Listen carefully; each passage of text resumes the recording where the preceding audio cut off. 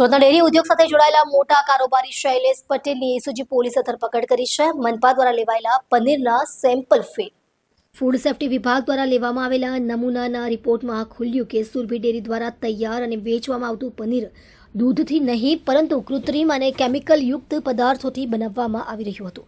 લોકોના આરોગ્ય સાથે મોટા પાયે છેડછાડ કરવાનો ખુલાસો થતાં પોલીસે તાત્કાલિક નકલી પનીર વેચવાના આરોપસર ગુનો દાખલ કર્યો છે. પોલીસે ડેરીના માલિક શૈલેષ પટેલને છેતરપિંડી, મિલાવટ અને લોકોને જોખમમાં મૂકવાના ગુના હેઠળ ધરપકડ કરી છે.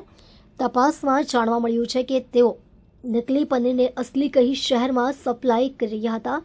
જે સમયે કાર્યવાહી શરૂ થઈ તે સમયે ડેરીના અન્ય સંચાલક કૌશિક પટેલને આ મામલે ગંધ આવી જતા તેઓ સ્થળ પરથી ફરાર થવામાં સફળ થયા. હાલમાં પોલીસ તેમની શોધખોળ કરી રહી છે. પ્રાથમિક તપાસ મુજબ સુરભી ડેરીના આ સંચાલકો દરરોજ લગભગ 1000 કિલો નકલી પનીર સુરતના વિવિધ વિસ્તારોમાં સપ્લાય કરતા હતા. આથી હજારો લોકોના આરોગ્ય સાથે ચેડા કરી રહ્યા હોવાનું અધિકારીએ જણાવ્યું છે.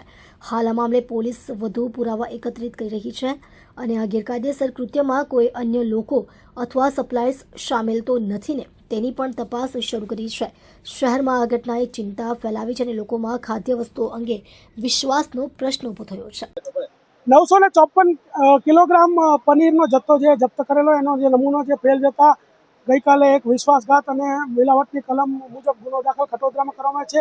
એના જે બે સંચાલકો છે એમાંથી મુખ્ય સંચાલક શૈલેષ પટેલની ધરપકડ કરવામાં આવેલી છે અને નજીકના દિવસોમાં જે લગ્નની સિઝન ચાલી રહી છે તો ત્યાં પણ એસઓજીની ટીમો ખાનગી રીતે જઈ અને પનીરના નમૂનાઓ લેશે અને ચેક કરીશું. ને જો એમાં કંઈ પણ એવું ભેળસેળયુક્ત માલુમ થશે તો રેડો કરવામાં આવશે તથા આવા લોકો ઉપર જો વધારે ગુનાઓ દાખલ થશે તો એમની પાસાની પણ કાર્યવાહી કરવામાં આવશે.